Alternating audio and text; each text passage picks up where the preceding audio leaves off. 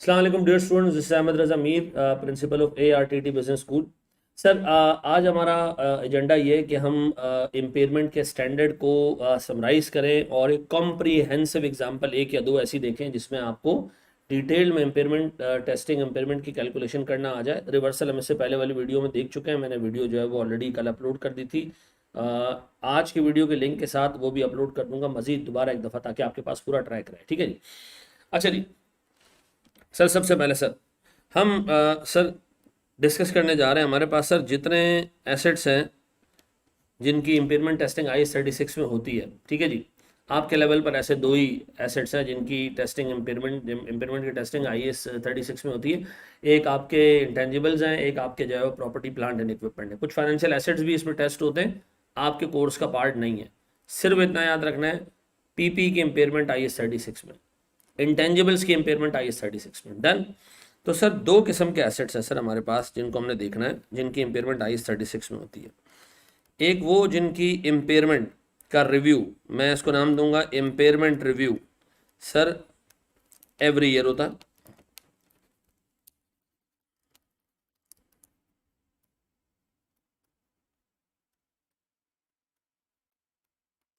या ऐसा होता है कि impairment review sir on identification of indicator होता है। दोनों टाइप के हिसाब किताब हमने देखने, दोनों एसेट्स को देखने। वो एसेट्स जो हर साल इम्पेयरमेंट के लिए टेस्ट होते हैं, और वो एसेट्स जिनकी इम्पेयरमेंट हर साल नहीं होती, बल्कि सिर्फ जब होती है जब उनमें कोई इंडिकेटर नजर आता है। ठीक है जी। अब हम बात करेंगे सर पहले इन इन एसेट्स की, ठीक है जी, जो इंडिकेटर बेस्ड है। सर स्टेप 1, सर देखें, अगर आप किसी एसेट्स की इम्पेयरमेंट टेस्टिंग करने, जैसे साहब मिसाल के तौर पर प्लांट है, कोई गाड़ी है, कोई जो है वो कैश जनरेटिंग यूनिट है, कोई भी ऐसा एसेट है जो आपका प्रॉपर्टी प्लांट एंड इक्विपमेंट के ज़मरे में आता है और आप उसकी इम्पेयरमेंट टेस्टिंग करना चाहते हो, तो रीज़न क्या होगा? सबसे पहले सर कोई इंडिकेटर आइडेंटिफाई हुआ होगा। इंडिकेटर का मतलब कोई फिजिकल वेयर एंड टियर होगा एसेट में, या उस एसेट से बनने वाला आउटपुट मार्केट में जो है वो बिकता नहीं होगा, या उस एसेट को चलाने पे बैन लगा दिया होगा गवर्नमेंट में। कोई ऐसी चीज़ जिससे हमें ये लगता हो कि इस एसेट के इकोनॉमिक बेनिफिट्स हम पूरे पूरे अवेल नहीं कर पाएंगे, हम इस एसेट की कैरिंग अमाउंट को रिकवर नहीं कर पाएंगे, सर ये इंडिकेटर है इम्पेयरमेंट का। सबसे पहली चीज़ इंडिकेटर आइडेंटिफाई हो जाए। डन। फिर स्टेप 2 सर, आपने ये असेस करना है। क्या करना है? डिटेल कैलकुलेशन नहीं करनी, assess the materiality of expected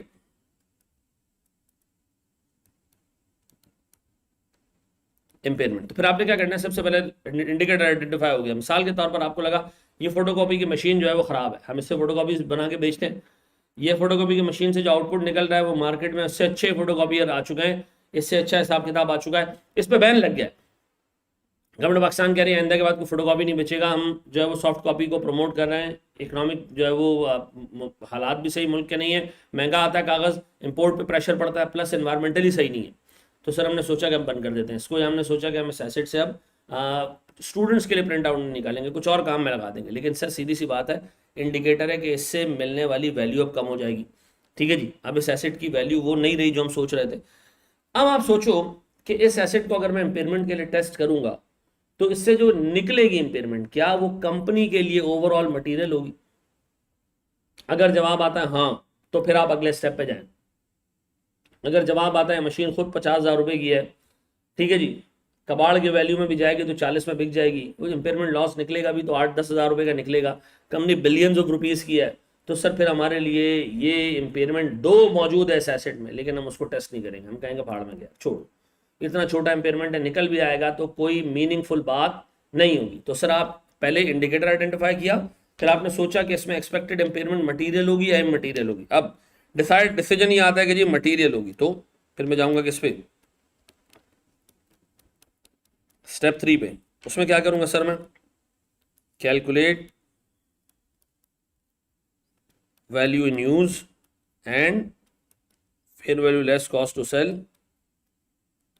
to find out recoverable amount. ठीक है जी, फिर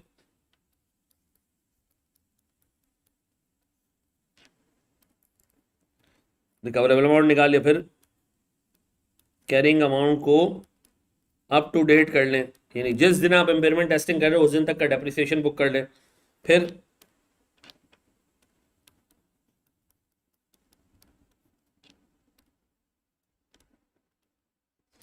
calculate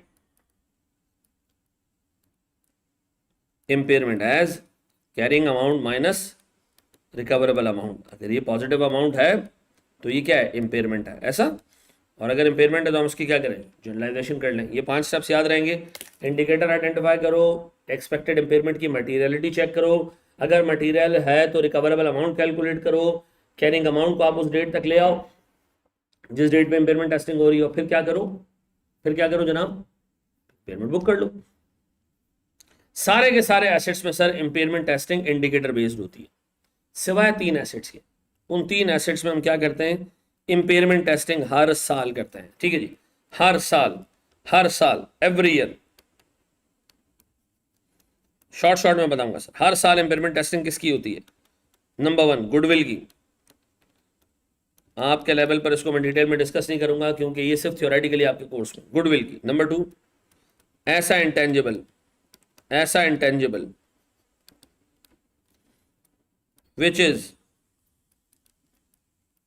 not yet available for use। ऐसा इंटेंजिबल जो अभी अवेलेबल फॉर यूज नहीं है, बन रहा है, अंडर कंस्ट्रक्शन है, इंटेंजिबल। तीसरी चीज इंटेंजिबल विद